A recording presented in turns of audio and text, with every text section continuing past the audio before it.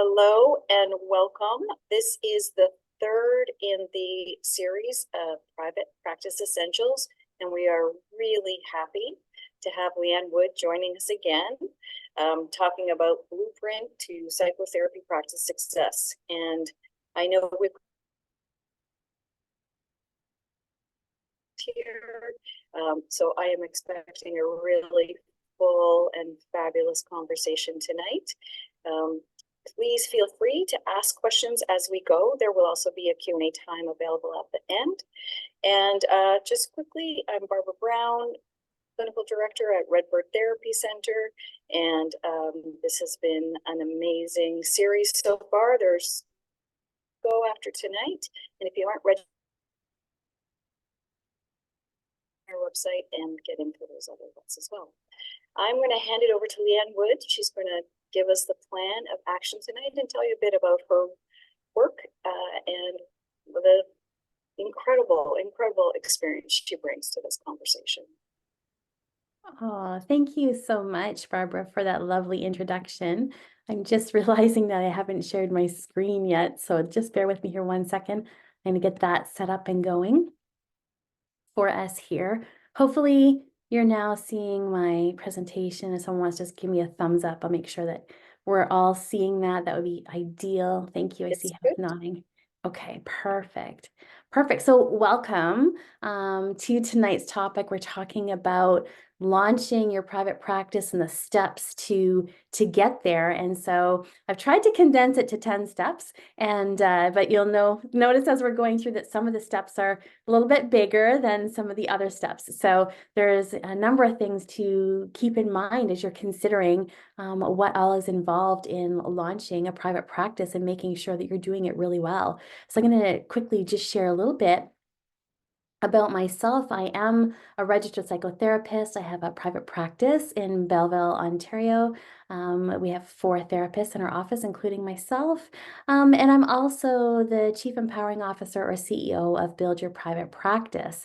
And I just have such a passion for working with therapists and helping them with their practices and their careers and all those pieces that go into after we graduate our education program. So our outline for tonight, what we're going to be doing is we're going to be diving into the what's and whys today in each of the 10 steps in launching your practice. And as we're going through, if you have questions, please put them in the chat. I'm going to do my very best to monitor the chat and to answer questions as we move through the presentation. There should be lots of time this evening if we have questions, and we're also going to have time at the end of the presentation for questions as well. So I really, encourage you, if you have questions, feel free to ask, right? We're not going to know the answers unless we ask the questions. And so I really want to encourage you to speak up or, put that comment in the chat or the question in the chat as we go.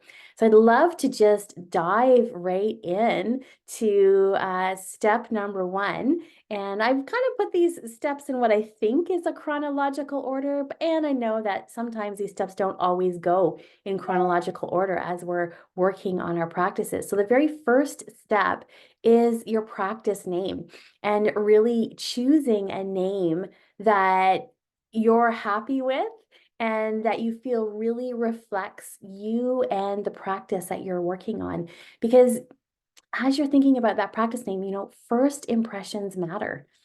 And so the first thing that people, you want to think about, what do people think of the first time they hear the name of your private practice? And think about what you want them to feel or how you want them to feel. Do you want them to feel intrigued by your practice name? Do you want them to feel comforted? Maybe it's something else. Your practice name is often the very first impression people will have of your practice and your service. And so it's really important that we take our time in thinking about the name that we want to have for our practice. And it could be just our own name. It could be, for me, it could be Liane Wood Therapy, but it may be something else. And so you want to really think about what you want the name of your practice to be. It is not just your name, it's also your brand and your identity. It's what's going to appear on business cards, your website, and even in casual conversations that you're talking with people. Well, what practice do you work at? You're going to mention that name. So you want to make sure when you're choosing your name that you're going to choose a name that you're going to be proud to stand behind. Right? And you also want to think about the tone that your name sets for your practice, because the practice name does set a tone for your practice. A name can very subtly convey the kind of therapy you offer. Is you're thinking about, your approach might be more traditional, it might be more modern, it might be holistic. And the name of your practice can give people a hint before they even walk through your door. So that's another piece, right, to be thinking about. And then there's the memorability factor. We are all bombarded with information these days. And so a unique practice name that's catchy, that will stick in people's minds, makes it easier for them to remember you when they need your services. And then we can even start thinking about the online world and search engine optimization. A well-chosen name can make it easier for people to find you online. Just remember, though, that your practice name is a long-term commitment. You might change your practice name down the road as you go along, but it can be a little bit of a logistical nightmare, not to mention confusing for your clients. And so it's really important that you take the time at the very beginning to choose a name that really resonates with you, who you are, what you want your practice to be like. So it's, take that time to choose wisely. And then the last piece on, choosing a name is, really making sure that name can create an emotional connection, right? Where that name can help potential clients feel like, yes, this is the place where I can find healing. And so you want to kind of look at that. And as you're looking at the names, and Barbara's got a great question here. What about the differences in naming a sole proprietor business versus a professional corporation if we incorporate? Really good question, Barbara, because you do need to think about those things. So, often, not always, but often when we're sole proprietor in therapy practice, we'll use our name. So if it was my practice, I might say it's Liane with therapy. But that might not work if I decide to later incorporate professionally and maybe have some associates in my practice. And so, you do need to think about a little bit about, what's your longer term plan. So as a sole proprietor, you can have your practice name as your own name, like Liane with therapy, or you can choose a different name. My practice name is Rethink Me, and I'm still a sole proprietor. And so, I can use that name as a sole proprietor. I will also be able to use that name if I incorporate professionally, although I would need to have Wood in there, my last name in there. And so I've been thinking about, how I can incorporate that and still operate under the name Rethink Me. So you do want to think a little bit about your practice name for sure, and think a little more about the longer term, because your practice name is probably going to be around for a while. So really, really important to be thinking about this as you're getting ready to launch your practice. And so the very first step, as I mentioned, would be your practice name and thinking about that name. And so I'm going to jump into. Can I add one piece to this? Absolutely, Just Barbara. because when we incorporate as a professional corporation, CRPO Mhm. and maybe other colleges have very clear guidelines on what you can name your corporation. And it Yes. has to have your name in it, and it has to Mhm. say professional, Mhm. Psychotherapy Professional Corporation, PPC. Correct. Mhm. So mine is B Brown PPC. It's very boring. I'm never going to brand on that. Yes. So I'm B Brown PPC doing business as Redbird Therapy. Exactly. And Mhm. so, and then there's this piece of work that has to happen if you are looking at incorporating around ensuring you have your corporation certificate from the college. So it's something Mhm. I didn't know about when I went to incorporate, and it was a little bit of a surprise Mm. financial bonus that I had to spend. So just a Yeah. thing to keep in the back of your head about the status of your company. and that Mm-hmm. might have ramifications. Right. And, often, not always, but often when we're starting a private practice, we're not at that point, where we're thinking about incorporating. And most therapists are starting more on a smaller scale, just themselves, maybe one other person. And so very often, when therapy practices are starting up, they're starting up as sole proprietorships. But you're absolutely right, Barbara. When you get to that stage where you're wanting to incorporate professionally, I really think that's not something that you do on your own. You get a lawyer who works in corporations and understands corporate law. And there is that piece with your regulatory college, whether it's CRPO or the social workers college. They all have criteria and guidelines around forming your professional corporation. And so there's a lot of pieces in that. And that's why I think, it's important if you do that to make sure that you have someone who's knowledgeable and can help you walk you through that process. Okay, so the second step, and we're kind of jumping ahead a little bit, is that legal framework that, how you are setting up your private practice, because the legal structure you choose, and we've been talking about sole proprietorship and corporations, but there's a third one, partnership. That legal structure that you choose is going to actually determine your level of personal liability. And that's really important for you to think about, because you want to protect not just your practice, but also your personal assets. And so that safety first is really important. And so there's different, liability factors that you need to think about when you're choosing the legal framework for your practice and how you want to set it up. There's also tax implications. And I know who wants to talk about taxes, but, the different business structures have different tax benefits and different tax obligations. And I'm not a tax expert by any means, but having a little bit of knowledge about what the tax benefits and tax obligations are of the different business structures can save you a lot of headaches and even money down the road. And so that's an important piece to think about as well. So, as a sole proprietor, all of the income, if you set up as a sole proprietorship, all the income that comes into your practice, all of that revenue is treated as personal income to you, the sole proprietor. And then off of that income, you deduct your business expenses.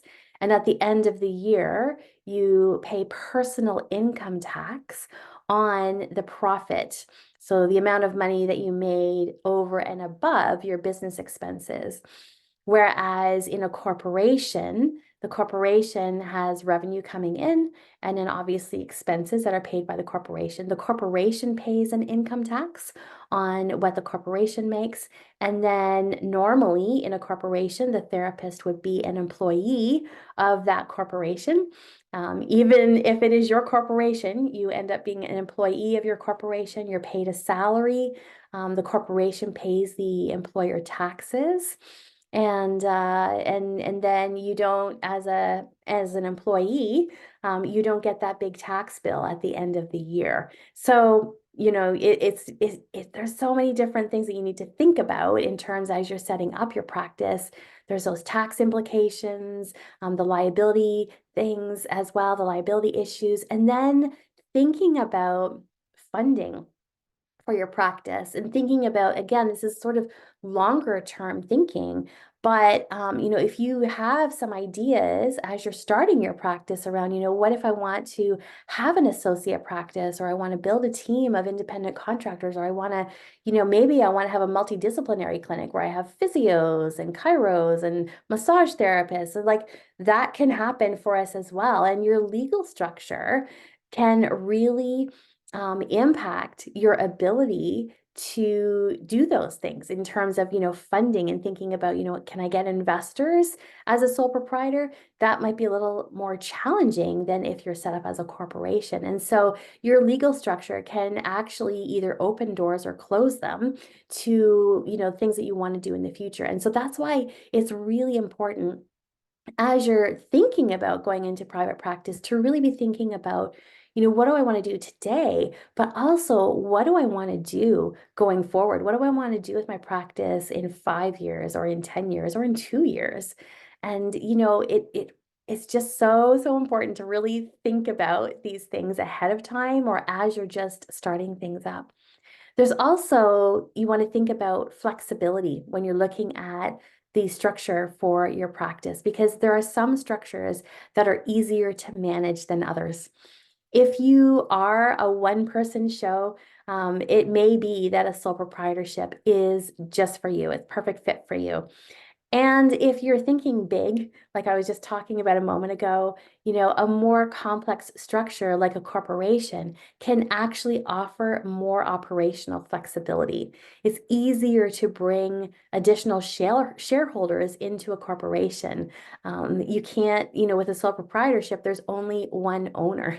That's why it's called sole proprietorship. And so thinking about, is it that you always want to be the one and only in the practice, or do you want to, do a shift and be having more people in ownership? And so these are just pieces for you to think about. I hope this isn't overwhelming. You don't have to think about all this and have it written in stone at the beginning, but taking some time to think about some of these things right at the beginning is helpful. Can I jump in for 1 second?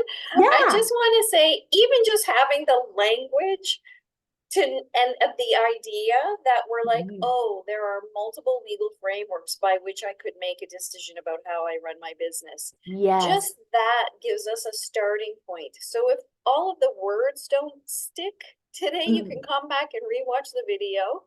Yep. Or you can, jot them down.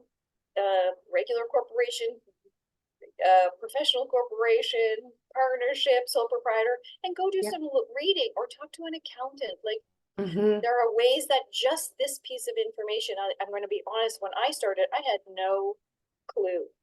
Zero. I had nobody mentoring me. I was a bit of a guessing game. And so I think even if some of the details feel overwhelming at this point, it's okay to just make a mental note. There are options here and choices I can make.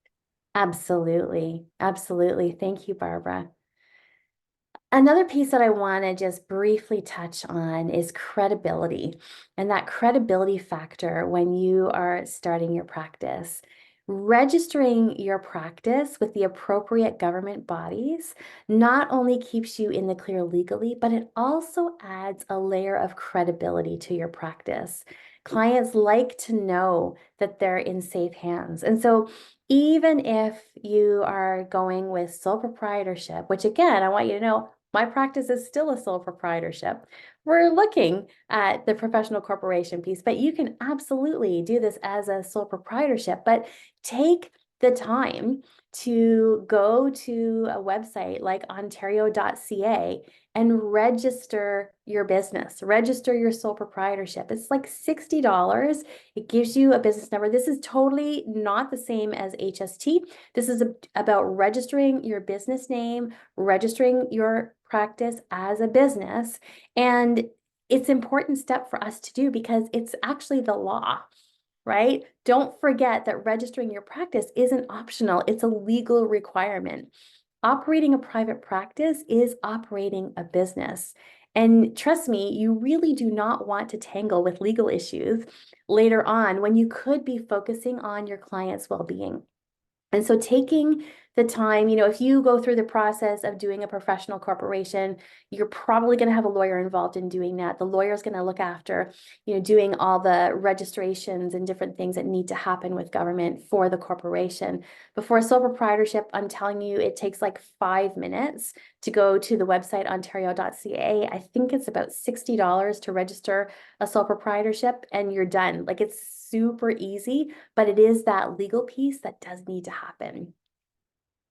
Another piece on this is, your legal framework is to future-proof your practice, right? Taking the time to set up that solid legal framework for your practice now is like investing in the future stability and success of your practice. You can really think of it as the bedrock or the foundation on which you're going to build your practice.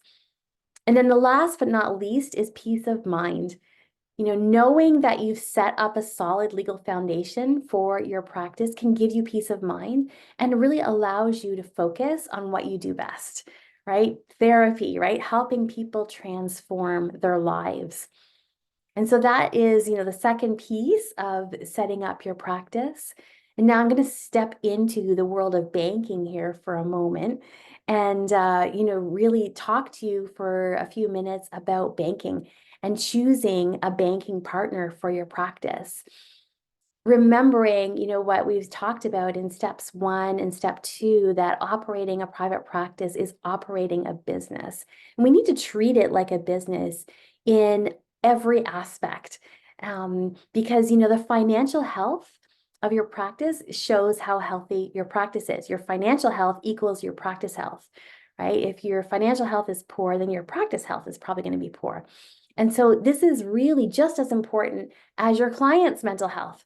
And so when you are thinking about banking, you want to make sure that you're choosing a banking partner that can offer you the tools and the services to help you keep your practice finances in the best shape possible. And not all banks are created equal.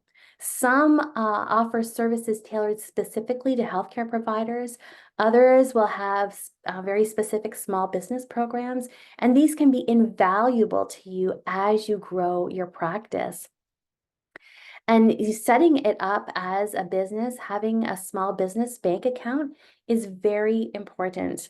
It just makes things so much easier when it comes to bookkeeping and accounting to have your practice finances separate from your personal finances.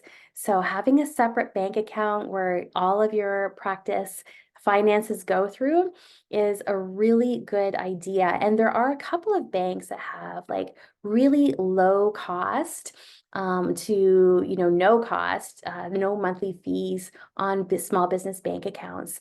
And so you want to kind of check all of that out too. I know I get asked this a lot, like what banks have no fees or low fees. I know Bank of Montreal has got a small business digital, so like all online banking, small business account that has no banking fees at all and no minimum deposit that you have to have or balance that you have to have in the account. So there's that one. And I've heard, I haven't had a chance to check it out, but I've heard that Tangerine also has a nice small business bank account that they're not charging monthly fees on. So that's an important piece to be thinking about as well. And remember, as you're choosing your banking partner, that you're not just thinking about today, you're planning for, the next several years. And so choosing a bank that can grow with you and adapt to your needs is very important. And then something that we don't always think about when we're starting a private practice is access to capital or access to funding through a bank. And so, whether that's a business loan to expand your practice or a line of credit for unexpected expenses, having a bank that offers those types of supports and services to you when you need it can be a real game changer. And I know, like, I'm just thinking back to going through the very beginning of the pandemic and sort of, like what happened when most of therapists were all operating in person, and overnight we had to switch to completely virtual. And there were, some financial impacts for sure. And so, I hope that something like that never, ever, ever happens again. And I know that if it does, right, how important it is to have good partners, whether it's banking and that's where we're talking about right now, but making sure you've got good partners who can be there for you and help you when you need it. And oh, I'm seeing that there's a question in the chat here, so let me just take a peek at this. Oh, Barbara's answering a question about registering federally or provincially. Yes, you're right. Yeah, you only need to register provincially unless you intend to operate across the country or in multiple provinces. Yes, and there are all those wonderful tax implications to keep in mind as well. Great questions. I hope you keep them coming. Another thing you want to think about with banking is their digital capabilities. Because in this digital age, right, having a bank with a robust online and mobile platform can make your life so much easier. And I don't want to knock credit unions, but there are certain banks and credit unions have sometimes been one of them where they're not quite as up to date on some of those services as some of the other banks. But it doesn't matter, some of the credit unions are right up to date on that stuff. So really what it is about is checking out what the options are, what services are available, and what you think is going to really suit and fit your practice the best. And then, yeah, I've got down here in my notes fees. And the reality is, right, if you have a business bank account and that has really high fees, that can eat into your profits. And remember what I said at the very beginning of banking, right? The financial health equals your practice health. And so making sure that you're keeping tabs on those expenses and shop around for a bank that offers reasonable fees or no fees, right? Or that, if there is a fee, make sure that there's, some perks or benefits that really help to offset those fees. There are actually some banks as well that offer financial advisory services that can help you with planning for your business, managing your taxes, and even doing things like setting up retirement plans. It's almost like having a financial therapist for your practice. And so, thinking about and really looking at the different banks and seeing what they have to offer and what you feel is going to be the best fit for you and your practice. And then again, just want to touch on peace of mind, right? Knowing that you have a good banking partner that is supportive of you and your practice lets you sleep better at night, right? It allows you to focus on your clients and your practice rather than worrying about what's happening with the banking. And so it's so, so, so important. And then I'm thinking too about streamlining your operations. And a good banking partner can offer you services like merchant accounts for accepting credit card payments, payroll services as you grow, and really being able to streamline your operations, again, allows you to focus on therapy rather than administrative things. And so, if that is somewhere where you're wanting to go with your practice, you want to make sure that your banking partner has the ability to do those types of things. And then something else, and I just came across this in the last 6 months or so, but is networking opportunities. And believe it or not, some banks offer actual networking events and opportunities for their business banking customers to connect with other professionals in your field. So it's almost like social media, but in real life, right? Where you get to actually go and meet with other small business owners and network with them. And so if you're wanting to make connections in your community, then that might be a consideration for you as you're looking at your banking partners. So similar to banking, step 4 is about payment processing. And let's talk about why this is so vital and get into some details. And, the reality is in our fast-paced world, people love convenience, and convenience really is king. So being able to offer your clients multiple payment options makes it easier for clients to pay you, which means you get paid faster. And that's a real win-win. And so making sure that you've got some good payment processing in place, having smooth payment process, not only makes you as a practice owner look tech savvy, but it also adds a layer of professionalism to your practice. And remember that first impressions matter, even when it comes to collecting payment at the end of a session. The other piece around, choosing a payment processor, and you want to make sure that you choose a reliable payment processor, is that it ensures that funds get into your account quickly and securely. And cash flow is really important for your practice. Having a healthy cash flow is the lifeblood of your practice. You want to make sure that you've got the money coming into your practice on a regular basis so that you have the money to pay expenses. And so you want to make sure that that payment processing system that you choose is reliable, it's secure, that it's really robust for things like reporting, and making it easy for you to track your income, to manage your invoices, and even prepare for tax season. And I'm saying that on March 7th, knowing that tax season is right now. Right? So you want to make sure that what you're choosing has got, reporting features that make it easy for you at tax time. So you're not spending ages and ages going through all the reports to pull together the information you need for tax time. Another piece is security. We all, hear about how important security is when we're processing people's payments. And remember that as therapists, we are in the business of trust, right? Clients are trusting us with their stories and with what they're going through right now. And they need to know that their financial information is safe with you. And so choosing a reputable payment processor that offers top-notch security features is so important.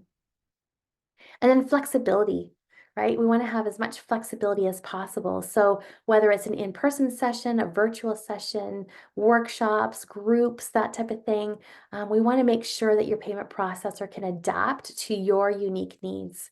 Two of the most common payment processors right now, and it changes from time to time, but I'm hearing lots about Square and then also about Stripe.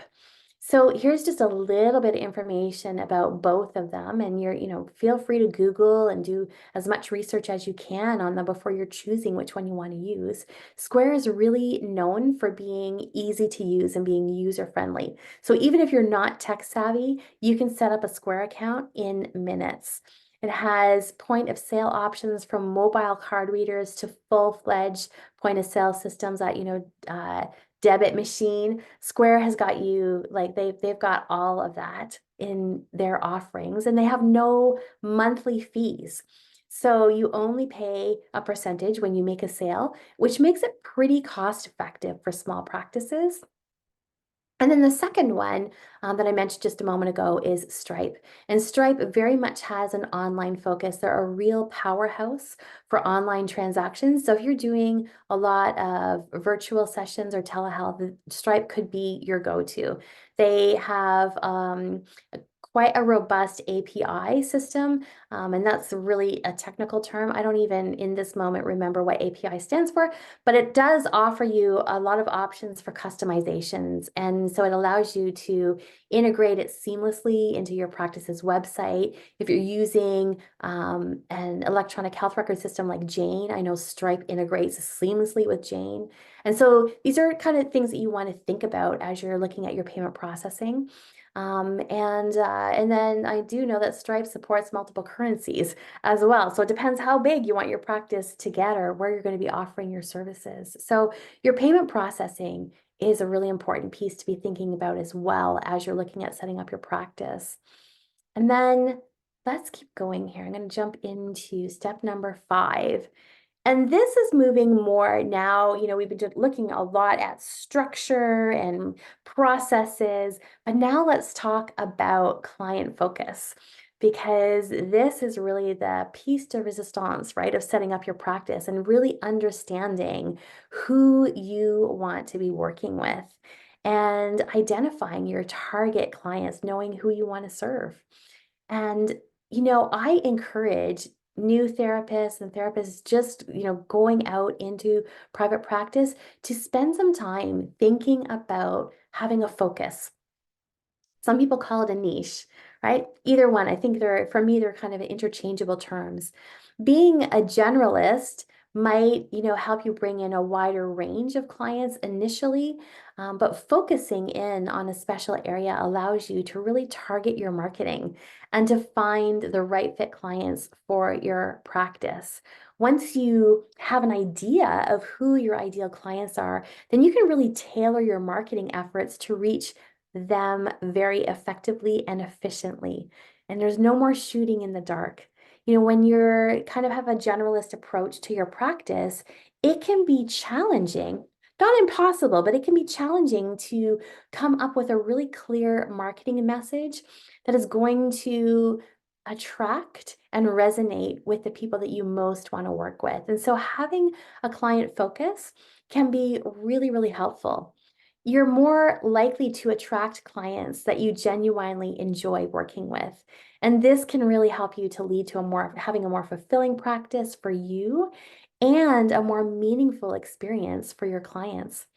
It also can boost your word of mouth referrals, because happy, satisfied clients who really feel that you get them are more likely to refer others to you. And before you know it, you're going to have a self-sustaining referral engine happening. That focus and knowing who your ideal client is allows you to tailor your services, the resources you offer, and sometimes even your office environment to better suit their needs. Because this is really about creating a wonderful client experience for your clients. You want them to have that great experience in therapy. Because again, that boosts the word of mouth referrals. So having a focus means that you can deep dive into specific therapeutic models, tools, and resources, which makes your practice more efficient and effective. There's also a higher perceived value, right? When we think about the world of medicine for a moment, specialists often command higher fees than generalists, or say, like a general family practitioner. And why is that? It's because that specialized knowledge is perceived as being more valuable. And so when you focus in on a specific group or a specific issue, then you really start to become the go-to person, right? The expert, so to speak, in that area. And then there's also personal or professional satisfaction that comes with this. When you are doing work that you're passionate about, then you experience that professional satisfaction because you're working in an area that you're really passionate about. And focusing allows you to really zoom in on the issues and challenges that genuinely interest you. And that makes your work so much more rewarding. And then also thinking about things like community impact.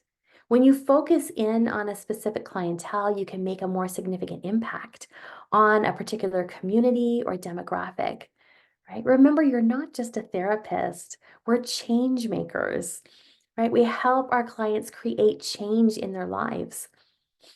In the long run, a focused practice is often more sustainable for therapists because you'll build a strong reputation in your community, whether that's like a geographical community or a non-geographical community.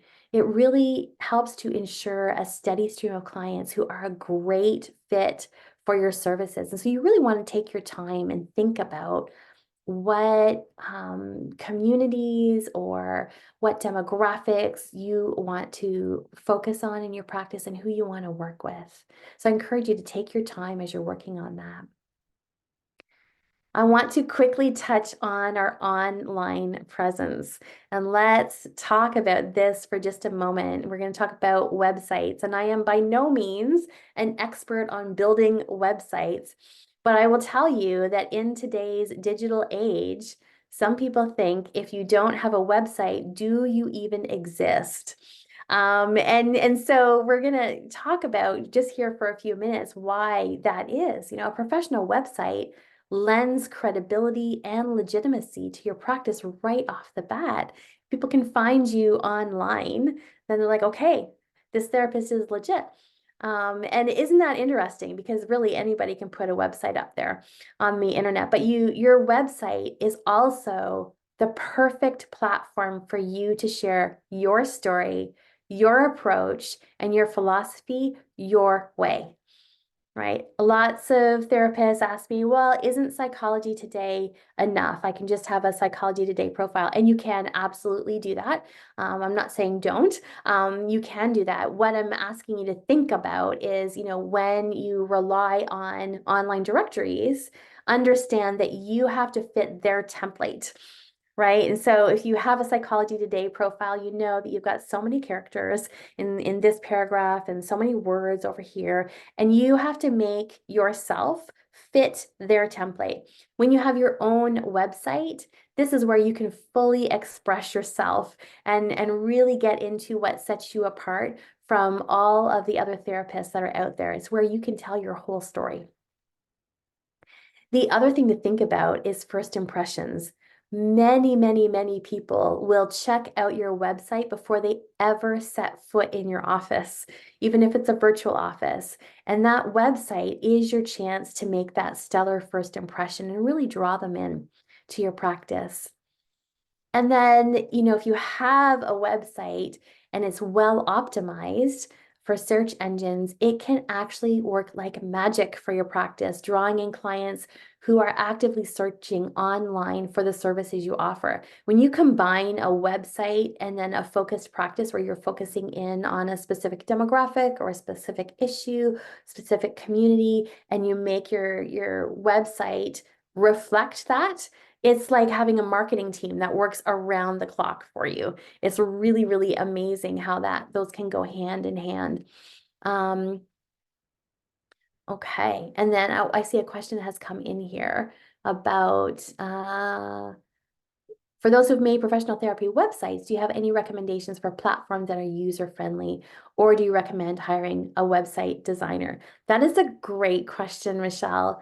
I think it depends, whether you're doing it yourself or you're hiring somebody to do it. It depends on your comfort level with, working with a website. I know, some people are very tech savvy and they're really comfortable diving into new programs. And there are other people who that is just a very, very scary thing. And so, I don't think that there's one answer for absolutely everybody. I think it really comes down to your comfort level, how much time you want to spend if you're going to be a DIYer and doing it yourself. There are great platforms out there like WordPress and Squarespace. Those are like the two that are popping into my mind. The quickest and fastest, in terms of platforms to use for building a website. But there are many that are out there. You just want to make sure that it has the flexibility and the options that you want to include on your website. That's going to be really, really important. And Wix, yes. Wix, thank you, Andrew. My brain can't think of all the different names fast enough. But yeah, Wix is a good one as well. And, that website is a spot where you can really showcase your expertise, as I mentioned before, right? You can do things like blogs, articles, resources, or you really want to use your website to showcase your expertise, provide value, and really establish yourself as a thought leader in your field. And you don't have to do this all overnight, right? Consider your website a work in progress. So you want to build it over time. It's totally okay to start with a smaller website and then build it out over time. It works really, really, really well to do it that way. Okay, is this a question? Oh, nice. Okay, so that's about the Wix. Okay, perfect. All right, streamlining your operations. You can totally do this with your website. When you put features on your website like online booking, client forms, or frequently asked questions, your website actually handles a lot of admin work. And that can free you up to focus on your clients. I love, love, love having an online booking option for my clients. It really cuts down on, the back and forth time for, what sessions do you have available? And when are you available? I can just say, my schedule is online. Go ahead, take a look, see what works, right? And it's really good to, try that. Okay, we've got a question coming in here. Okay, so this is a good question, Yukasha. I'm going to save it a little bit to the end because it's not directly relating to the point that we're on right now. But if I miss this, please feel free to ask us at the end in the Q&A, okay? Then another piece I want to just touch on about your online presence is accessibility. Your website makes your practice accessible to a broader audience, whether it's someone in a different city or a night owl who's looking for a therapist at 3 a.m. Your website is always open for business. And so it does make you and your practice more accessible to people. It also, as I mentioned a moment ago, it allows you to control your narrative or your story, right? You're able to really craft your own story and put it on your website.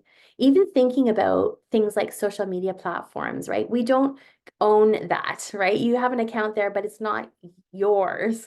Like if you have a Facebook account or an Instagram account, Instagram or Meta owns that. But your website is your own piece of the internet where you have complete control over the content, how it looks, how it feels. That's yours.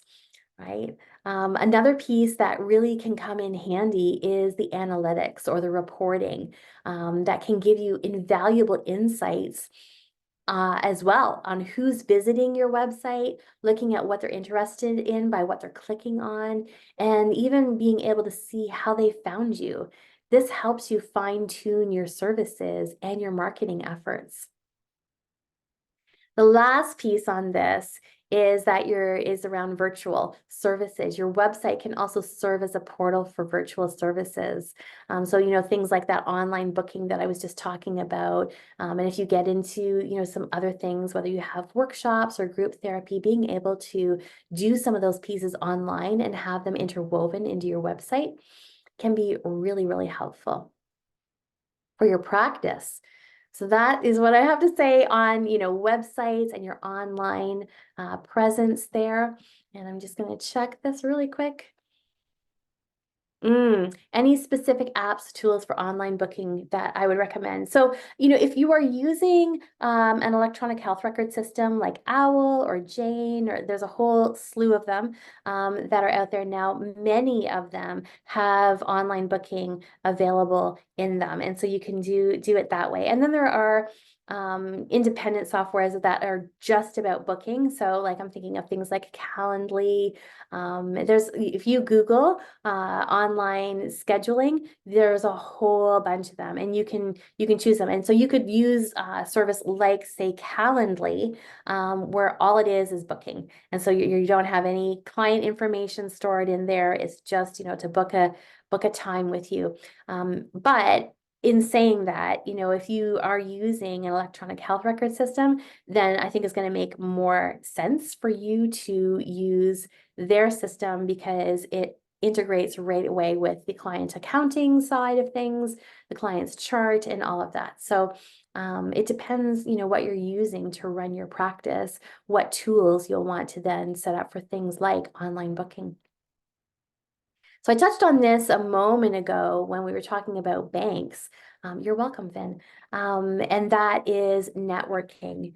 And this is so, so, so important. And I know that some of us as therapists can feel like, oh, I don't know about this. But and I want to challenge you a little bit on that, because as therapists, we are really good at creating connections with people. When we, have a client with us, we're really good at building connections, and networking is about building meaningful connections, right? It is an invaluable tool for you in your private practice. And so let's talk about it, because referrals are the lifeblood of any private practice. And so building a strong network can set you up with a steady stream of clients who are already pre-qualified by someone you trust. So networking is not just about getting, it's also about giving and growing. Sharing your knowledge and experiences with peers can help give you fresh perspectives and inspire new approaches. You can think about, networking and building those meaningful connections and referral networks. Yes, definitely connect with other therapists, right? Therapists who either have a similar focus to you in your practice or a completely different focus. You want to have both of those in your network. I personally don't do couples therapy. So I want to make sure that I have in my referral network a couples therapist, so that when that comes up in a session for me, I've got someone that I can refer them to. But then if my practice is really full, I also need to have somebody in my referral network who does have a similar focus to mine, so that there's somewhere to refer them to. And beyond networking with therapists, you can think about, yeah, Barbara says, or 2 or 3 or 4. Absolutely. Because different people are available different times, right? And so, and then there's geography that comes into place as well, or into play as well. But then thinking beyond therapists to network with, think about allied health professionals and who else, or like employers, or, if I was a grief counselor, then I might want to, reach out to maybe some of the funeral homes in my area, and give them some information about grief therapy, they're coming into contact with a lot of people who are experiencing loss. And so thinking a little bit outside of the box too about, okay, who could I network with? And, as I just said a moment ago, it's not just about getting and receiving referrals, it's also about giving and growing. And so I'm just going to just hit me, this whole idea of grief therapy and maybe, networking with a funeral home. But you might want to, when you connect with a funeral home, to say, what's the most common thing that you're seeing come up with your customers that you wish you had more information or you could use a little bit of help with, and then give them some resources, like, so that the funeral director has a better idea of, oh, when this comes up, I can tell them, oh, check out this website, or do this, or just some pointers to help them, because they're dealing with a lot. Same thing with your allied health professionals, whether you're talking about a chiropractor or a physio or a massage therapist, talking to them about what is coming up with their clients in terms of mental health, and, asking them what are some of your struggles when that is happening with one of your clients? How can I help you? How can I help you do better? And when you give them that little piece of advice, saying, oh, if you've got someone who's suicidal, did you know there's a new hotline 988 is available across Canada. They can call it, they can text it, they're connected instantly. So if you've got someone that shows up, chiropractor, in your office, and you're sensing that they're maybe having some suicidal thoughts, tell them to get in touch with 988, right? Just something simple like that, right? They may not know it because that's not in their world, right? But giving them something that is helpful and beneficial also helps them then think, okay, this is a good connection. It really helps to provide fresh perspectives and inspire new approaches. And that is so important, right? It expands your reach. And it also adds another layer of credibility to your practice when you have other professionals referring to you. The therapy field can be challenging, but having that network of professionals that you can consult with provides you with emotional and intellectual support as well, right? And the thing is, you never know when you might meet up with someone who complements your skills and services. And so networking can really lead to exciting collaborations that benefit both of you. Right? So being plugged into a network keeps you updated on things like latest trends, tools, technologies in the field. And that way you're always ahead of the curve. But be very intentional with your connections and with your networking, because it is not just about quantity, how many connections you have. Really, what it is about is quality. Being very intentional with who you connect with ensures that your network is going to align with your practice's values and goals. And I'm telling you, as a solo practitioner, if you have 2 or 3 solid referral sources, your practice will get full. You don't need to have 20 referral sources. You just need 2 or 3 really good ones. And networking within your local community also helps you with identifying gaps in services, where the unmet needs are and where the opportunities are for you to show up and make a real difference. It also gives you and ensures your career longevity, because that strong network provides you not just with immediate benefits of referrals, but also long-term opportunities, things like partnerships and collaborations, and even succession planning when you are, getting to that point in your career where you're thinking about retirement. Just remember that networking really is a two-way street. It's not just about what you can get, it's also about what you can give. So offering your own referrals, offering your expertise can enrich your community and really elevate your own standing within that community. So let's shift gears. I want to talk now. Step 8 is marketing. And let's talk about this aspect, because when you are, setting up your practice, visibility is vitality. You can be the best therapist in the world, but if nobody knows that you exist, your practice isn't going to thrive. And so marketing helps you become visible to the people who need you the most.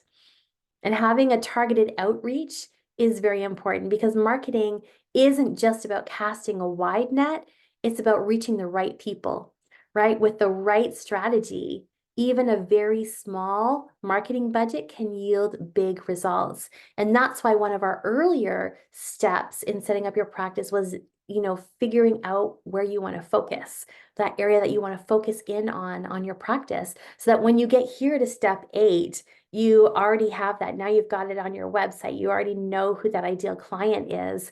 And then you can really start thinking about your marketing strategy on, how do I reach this group? Because effective marketing is not about selling, especially in the world of therapy. Marketing is not about selling. What it is about is building trust. It's about sharing valuable content. It's about building connection, and it's about establishing credibility. And when you have that connection, that credibility, when you've cultivated that trust, that's when people become your client. Okay, so it's not about sales when we're in therapy. You really do not need a massive budget for digital marketing. Things like social media are free, right? Writing an email newsletter, free. It's a time commitment, yes, but I'm talking, in terms of dollar value, doing some posts on social media, writing an email newsletter, those are free.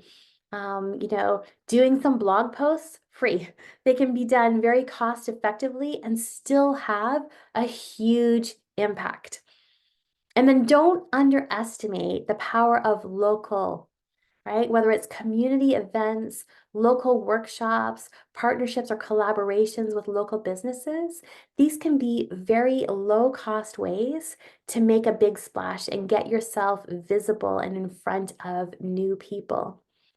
And remember that happy, satisfied clients are your very best marketers, right? So you can, really be thinking about that. We can't, as therapists, ask for testimonials or reviews, but if our clients are happy, they're going to talk. Right? They're going to say, oh, I have had this great experience. This person has helped me so, so much. If you're having a challenge, I would really encourage you to get in touch with them. They do that naturally without us even having to ask them to do it. And so, if you are focusing on helping your clients have a really great experience in therapy, that word of mouth referral system is going to start working all on its own. I think this is an incredible place where Ukash's question makes a lot of sense. Because if you're using word of mouth to bring in referrals, which I agree is one of the strongest referrals you're going to get. Yes. What about, when client A refers cousin, Yes. client B? Yeah, you do have to think about conflict of interest for sure. And that is, something that often comes up for therapists. And that's where your referral network is so important. So that when you have a really happy client who refers their spouse to you, or, somebody that's like super close to them, you're like, I actually can't work with this individual. Then what you're able to do is refer them to a trusted referral source. And I'm just going to it's not really a separate tangent, but it is just a little bit of a tangent here. I really want to stress to you how important it is to have that therapist network, referral network, and to know the therapists in your referral network. I'm always amazed when I go on sites like Facebook and the therapist Facebook groups, and people are asking for referrals and from therapists that they don't know. Like, I'm imagining, at least, that, and this is an assumption that I'm making, that, therapist posting in a Facebook group doesn't know or have personal relationship with all these therapists that are in there. And yet often we see people posting in there for referrals. Build your own referral network so that when you are referring people, you know that you're putting that person into really good hands. And especially when we're looking at, like Ukasha's question here, if this is a family member of your client, you want to make sure that you're passing them off, or you're referring them to somebody that you know, right? To a therapist that they're going to be really well taken care of here. And so that for sure is a piece that you have to keep in mind with word of mouth referrals. And it's also why I think it's super important that you have a strong referral network of therapists. Thanks so much for that, Barbara. Yeah, and then going back, on marketing here, marketing is not a one and done deal. It is really something that you need to be doing on an ongoing basis. Consistent messaging and branding really can amplify your reach and your impact. And so, as you're thinking about putting together a marketing strategy, you do want to think a little bit longer term. Especially from, the aspect of you're coming up with a marketing strategy at the very beginning of launching your practice when maybe your caseload is not as full. Then you might think, oh, I've got all this time. I can, content create. I can, generate 3 new blog posts a week. I can, do 6 social media posts a week. But then as your practice gets more full, right, you don't have as much time. And so thinking about longevity, right? Maybe what you want to do at the beginning when you have more time is build a bank, right? Build a bank of blog posts, build a bank of social media posts when you have more time, so that as you get busier, when you maybe don't have as much time to create content or write blog posts, you can make a withdrawal from that bank that you've created and say, okay, I'm going to use this blog post. I'm going to use this social media post. And that helps you create that consistency and that, regular posting is really, really important. And I noticed that that is something that we can all fall to, right? As we get busier, we have less time to do some of those marketing pieces. So we want to make sure too that we can adapt and evolve, right? We want to be able to quickly adapt our marketing strategy based on what's working, maybe what's not working, what used to work and now it's not working, right? Without having huge costs to do it. And so you want to make sure that you're doing your marketing in a way that is smaller scale. And again, if you are a solo practitioner, you don't need to be spending thousands of dollars a month on marketing. It's just not necessary, right? You also want to be thinking about your return on investment, because when your funds are limited, every dollar counts. And so you want to make sure that you're focusing your marketing activities on things that offer you the best return on investment. And how you do that is by tracking what's happening, right? You want to track, where are people coming from? When new clients come to your office, you want to ask, how did you find me? Because that is going to tell you what part of your marketing is working, right? And then as you track it, you can measure it and you can adjust things as you need to. Good question that's coming in about niches and focusing in marketing. So would you recommend separating niches or focusing in marketing, or posting on the same social media platform website? This is a great question. I love it because many therapists have more than one focus, and you can have more than one focus. What you want to make sure, when you're doing posts, let's say on social media, is that you don't combine those focuses in the same post. Okay, so you want to make sure that if whatever your focus is, that a single post is on that single focus. And then if you have another focus in your practice, then you want to do a separate post that is just about that focus. So that as you are putting those posts up, whether it's blog posts or social media posts, that it's really clear who this is speaking to and who it's going to attract.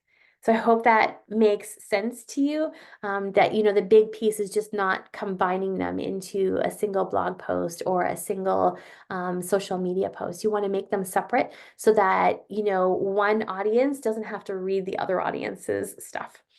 So that's really important. At the end of the day, therapy is about personal connection, and that's what your marketing is about, is personal connection. It's not about sales. So even very simple, low cost marketing strategies like personal follow-ups can make a big difference. So you really want to, be thinking about those kind of lower cost things. Your referral network, again, right? You don't usually have to pay to network with people, but it is a time commitment. But when finances are tight, looking at the marketing options that are available to you that are low cost and no cost, very, very important. Let's jump into step 9 here. I think we're on step 9. Yes, we are. Okay, client onboarding. right? And I know I've talked about first impressions already, but those first impressions last, right? First impressions are everything. And so having a smooth onboarding process for your new clients, it sets the tone really for your entire therapeutic relationship.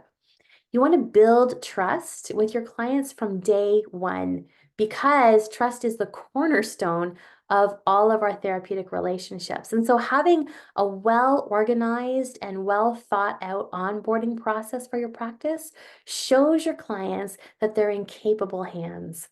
It also reduces anxiety because let's face it, starting therapy can be nerve-wracking for many people. And so having a clear and straightforward onboarding process can really help to alleviate some of those initial jitters as they're starting therapy. It also helps to set expectations, right? What onboarding is the perfect time to really clarify with clients what they can expect from therapy and what you expect from them.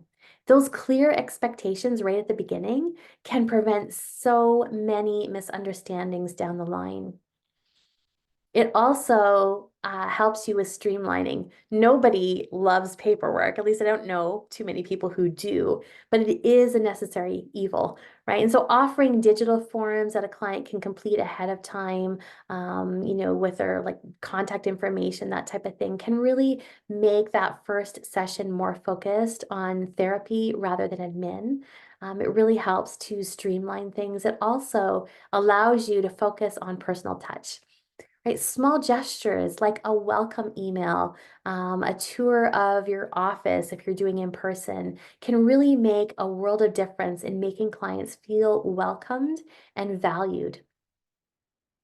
You can really use the onboarding process to provide immediate value for your clients, whether that's a helpful resource or even just active listening.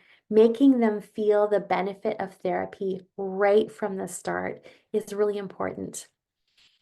It also helps you with keeping open communication channels, letting clients know how they can reach you between sessions, what your policies are on cancellations, how you handle emergencies, right? All of this needs to be covered in your onboarding process. And it really helps your clients feel that, you've thought of all these pieces. There's no questions. They know where they can, go in their documents to find it if they've forgotten. Having a way to incorporate and gather feedback is also important because gathering feedback not only shows your clients that you value their input, but it also allows you to make continuous improvements. Starting therapy for clients is a big step. And so acknowledging this and celebrating the journey with your client is important. It really sets a positive tone for the work that you have with them ahead of time.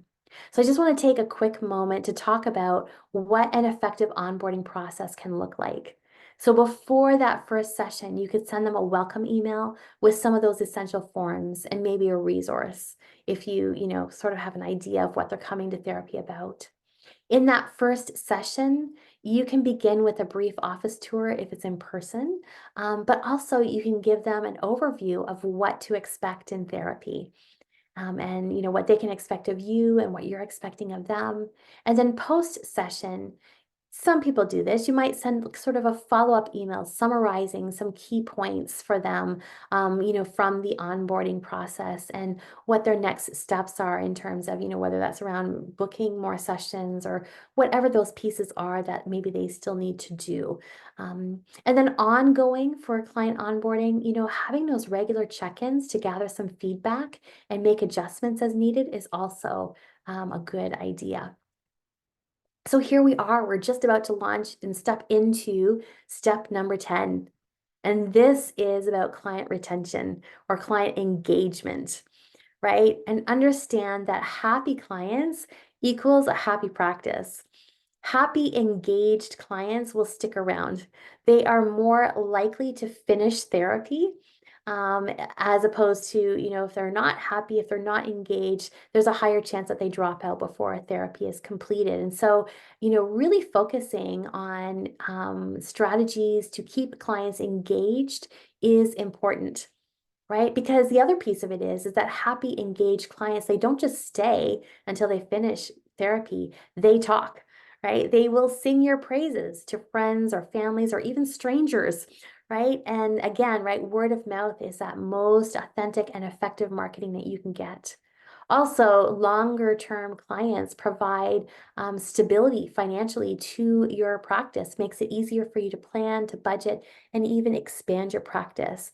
And stability really is the name of the game when you're working on building your practice. Now, short-term therapy has its place for sure, but longer-term relationships allows for deeper, more transformative work. And so it really is a win-win for both you and your clients. And so that's really important. Long-term clients often become advocates for your practice, contributing not just to your success, but also to a community of support and shared growth. And as a professional, there can be immense satisfaction in seeing a client grow and evolve over time. It's a tangible measure of your impact as a therapist. So tracking client engagement rates can also provide invaluable insights into what you're doing right and where there's maybe room for improvement in making your practice even more effective. Right? With a stable base of long-term clients, you also don't need to be constantly chasing new clients or finding new clients. And this allows you to really focus in on providing quality care, rather than thinking about quantity of clients.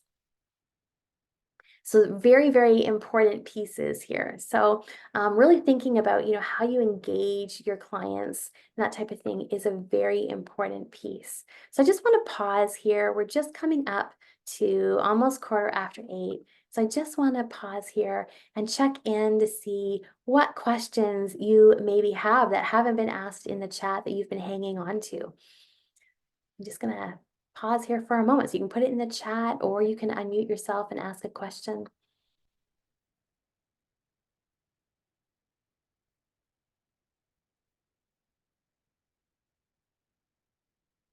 This is great. Maybe I've answered all the questions.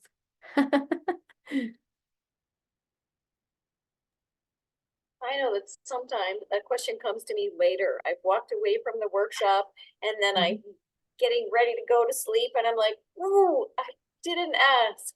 So let's say somebody has that burning question after we're finished. Is there a way that they can reach out to you? Absolutely. Yeah, probably the best way would be at Build Your Private Practice. And I'll just put the email address in the chat here for you.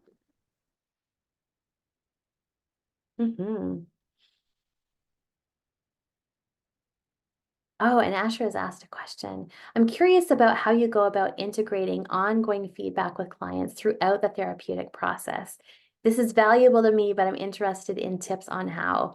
And yeah, great question, Asher. I love to automate things wherever I can. And so in my practice, I use Jane app, and they have a feature where you can send out questionnaires and assessments, different things that way. And so I have one in there that is it's a client satisfaction survey and just asks them, what they feel is going well, what, maybe we need some other, some improvements in, that type of thing. And so it asks them that. And it goes out maybe 3-4 times a year to our clients. And so it's not something that's happening all the time, but it's happening enough that it gives us, a bit of a feeling of the pulse of how things are going. Great question. Thanks for asking it. You're welcome.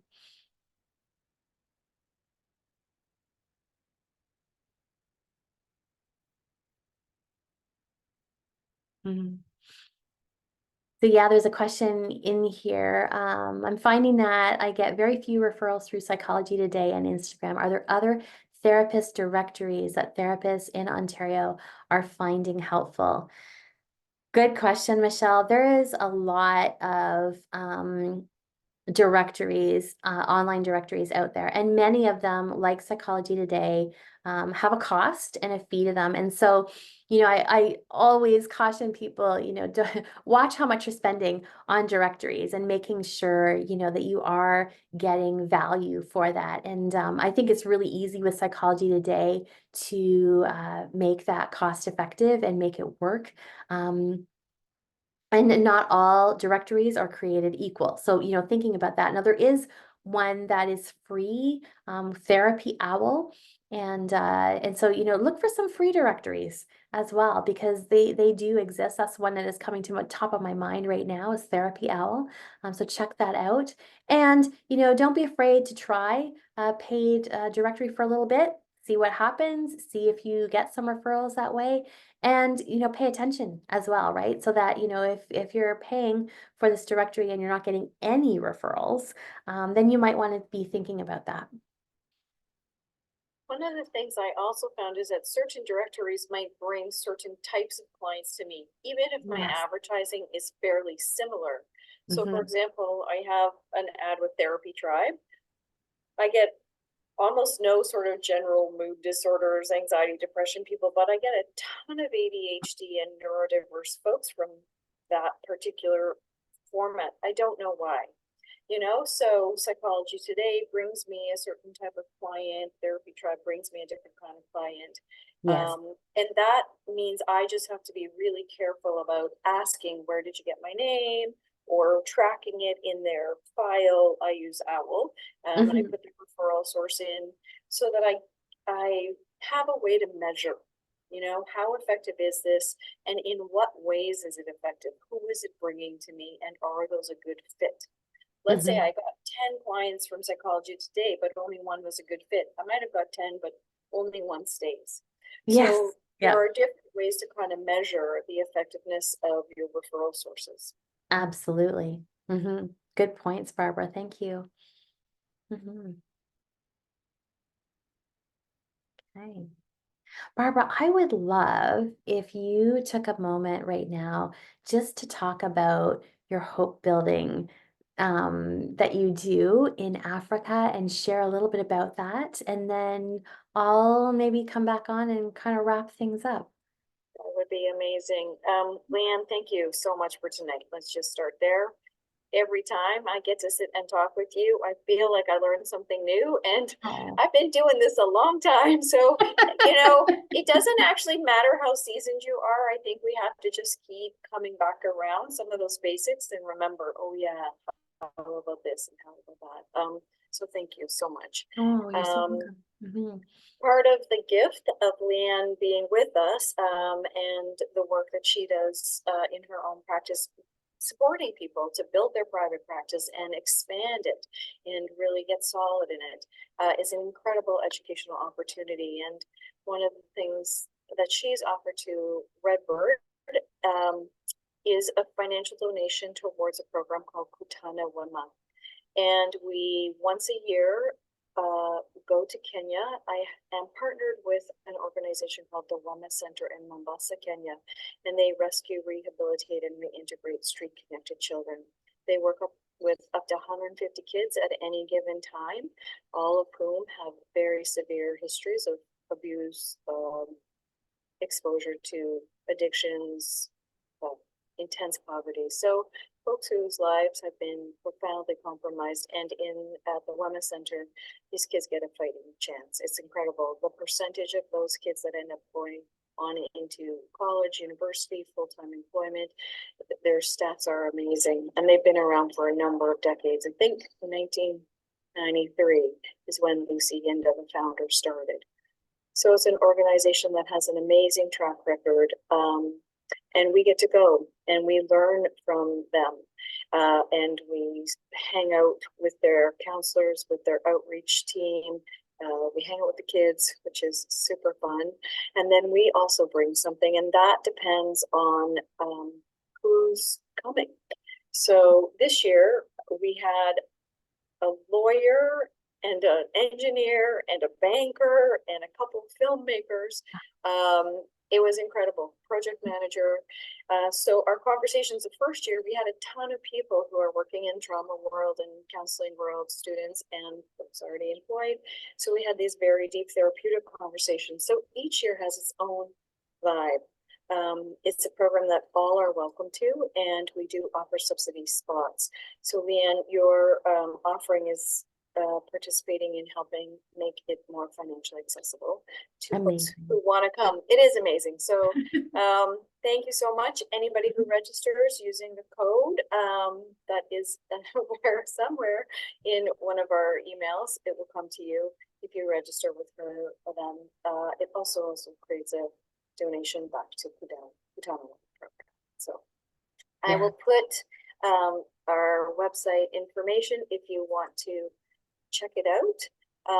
And registration is open already for 2025, first 2 weeks of January, and we are half full. We have a limited number of spots, so if you want to come, now's the time to hold your spot. Amazing. Thank you so much, Barbara. It's just such an amazing work that, is happening in Kenya, and I love it. And I'm so thrilled to be partnering with you in this. And so I'm just really briefly, I'm not going to spend a lot of time on this tonight because I know our time is running short. But I did mention at the beginning, build your private practice. And this is really about helping private practice practitioners in building their private practices. And we have 3 programs. The first one is Launch Your Practice. They really do follow their name. So this is about getting ready to launch and start your practice. That's what that program is about. The second program is Grow Your Practice. So once you've launched, it's about growing your practice and filling that practice. And really, these are coaching programs that really get into the nitty-gritty of, what your practice is, what you want your practice to look like, and then helping you get there.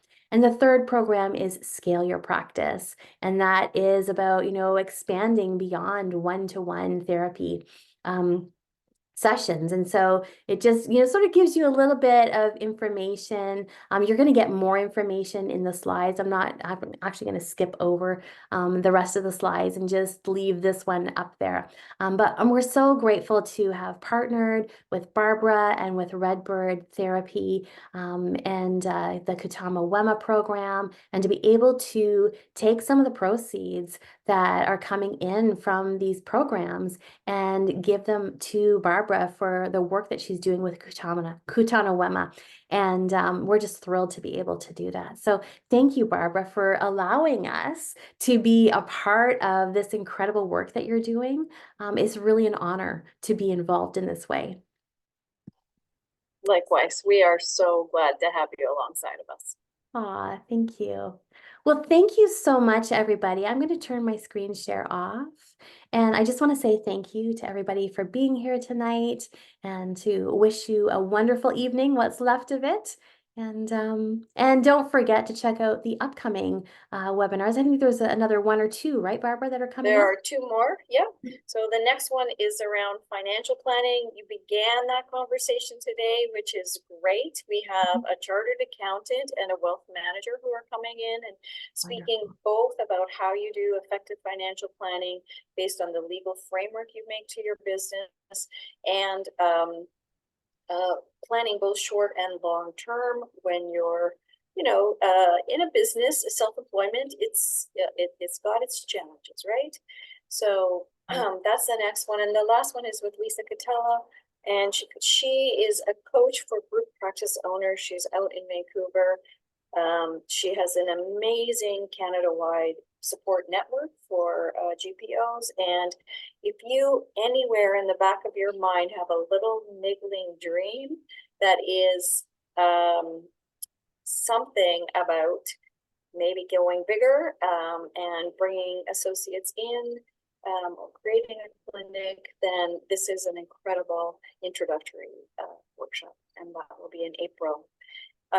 Sneak preview, we actually also just had a lawyer sign on, so we're going to extend this process to 6, and that lawyer, a lovely woman, Jana Sang, Toronto-based, and she's going to be talking really explicitly about estate management and wills and power of attorney, both professionally and personally, and how you want to look at those as a cohesive whole.